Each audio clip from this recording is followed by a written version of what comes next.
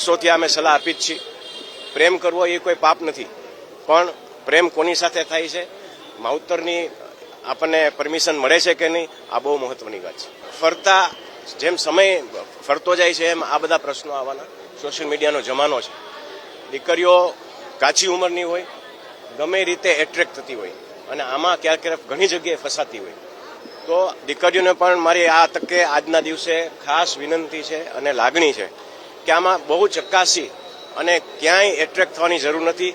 પ્રભુ પર ભરોસો રાખવો, ભગવાન ઉપર ભરોસો રાખવો। જે આપણને મળવાનું છે અહીંથી કોઈ છીનવી નથી જવાનું, એટલે કોઈ જાતનું એટ્રેક્શન ન થાય અને દીકરીઓ વ્યવસ્થિત રીતે માવતરનું માની અને આગળ વધે એવી આ તકે વિનંતી। દીકરીઓને ફરીથી મા બાપ તો ઈચ્છતા જ હોય કે એની દીકરી બહુ સારા ઘરે જાય, સારી જગ્યાએ પ્રસ્થાપિત થાય, પણ જ્યારે આવા પ્રશ્નો હોય ત્યારે દુઃખની વાત છે। દીકરીઓને ફરીથી અપીલ અને વિનંતી કરું છું કે એટ્રેક્શનમાં ન આવી અને સાચા પગલે દીકરીઓને પૂરેપૂરો અધિકાર છે બધું કરવાનો હોય, સિંગર પણ બની શકે છે અને કોઈ પણ ક્ષેત્રે આગળ વધી શકે છે, પણ એને કેટલો એને હદમાં રહેવું એ એના માટે।